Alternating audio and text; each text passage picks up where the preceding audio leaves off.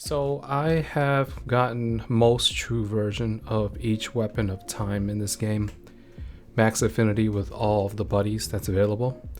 Max relationship with Marco and also base camp 10. Now I'm not saying any of this really to flex, well maybe a little bit, but it's not anything to flex about if you put as much hours into this game as I have, but more so lend some kind of credibility on what I am about to say. And this is more so directed towards people that have been playing Fantasy Life I and has become a little bit overwhelmed. Maybe you're only 10 hours in, maybe you're 60 hours in, and there's so many things to do. So I really want to talk to the folks out there about this. Sure, I could focus on creating videos on best tips and tricks in this video, making a whole bunch of money, currency, and many different things. But I really want to address the elephant in the room in regards to overwhelmment. Now, for the people that are just starting out, maybe you're about 10, 20, 30 hours in, and it seems like when you're working on one life, you have to work on 2, 3, multiple lives in order to advance that one life. And that can be a little bit overwhelming. You have to run here, you have to run there, you have to craft this in order to craft that. And yes, I do agree, in the very beginning, I was a bit overwhelmed too. I wasn't sure what I was doing. Honestly, the first 10, 20 hours, I was not sold on this game. I even told my wife, I don't know how I feel about this game yet. It feels like there's a lot to do. There's a lot of crafting. I end up loving doing the crafting afterwards.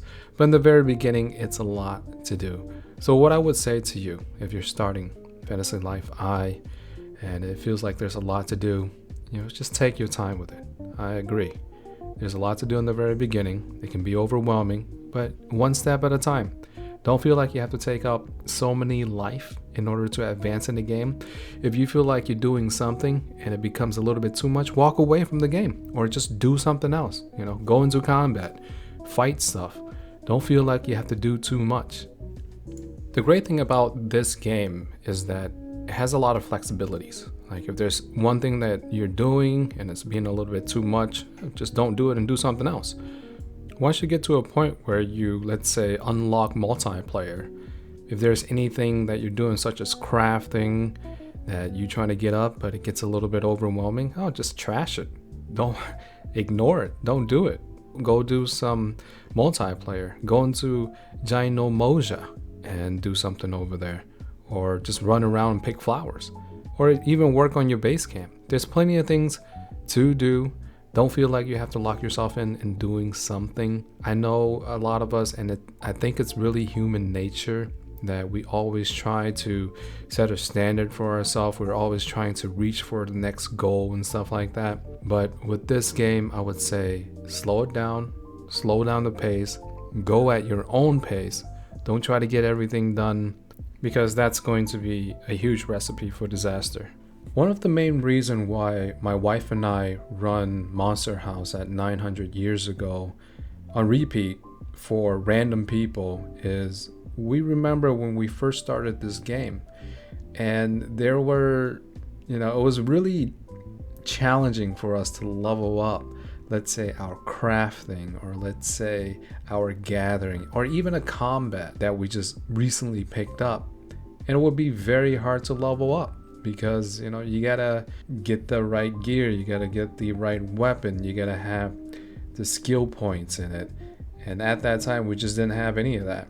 But sometimes we would get lucky. We would be able to join a game where someone ran Monster House and help us level up. We would be able to do that for 1 or 2 games and they'll stop doing that. So when we were at this predicament and we were like, oh man, we're so weak, I can't wait when we get to level 100 so we can run this and help other people out, because we knew how it felt. We felt weak.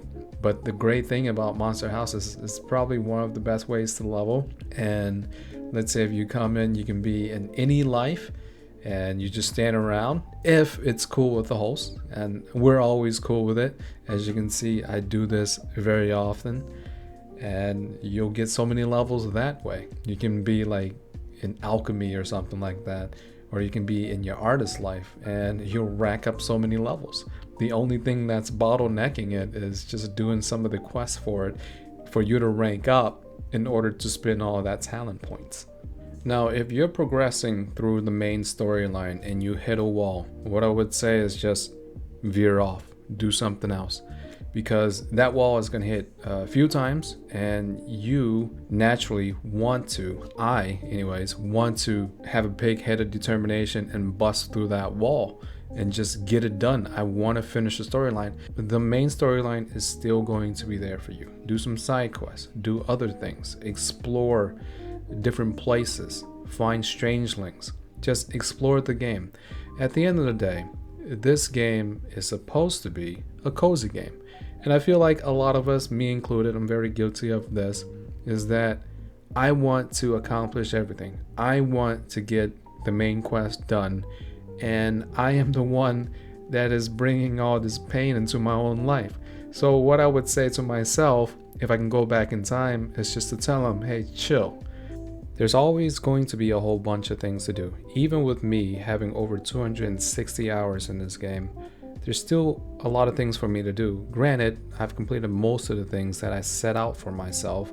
The main thing that is occupying my time nowadays in the game is just more so going out, finding recipes for certain things that I want to be in my base. And also, since my wife, she is a bit busy all the time, I'm trying to help her as well level up, getting her materials, helping her out with certain life and stuff like that, because she is also in a position where she is also overwhelmed with the game because there's so many things to do and she is just so busy with her life that it can feel daunting when you think of the things that you need in order to get base camp 10. It takes a while to get there. Sure, there's certain things that you can do to circumvent it, but it's still a lot of work to do, because what's important for her and why she wants to get base camp 10 is the final customizations that you can do for the character, and it requires a bit.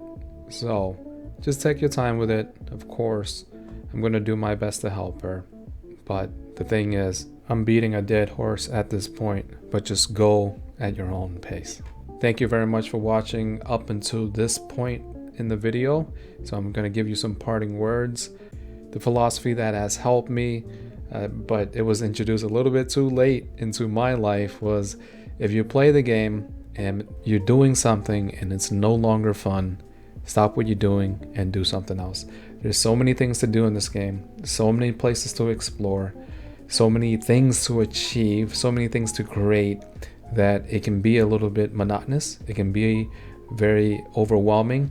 So just take it at your own pace, like I said before, and just try to enjoy the game. It's supposed to be cozy, it's supposed to be fun, and if you are no longer having fun, just go and do something else, even if it means stepping away from the fantasy life in this game. Thank you very much for watching. Please like, subscribe, it will help us a lot. And until next time, stay cozy and peace.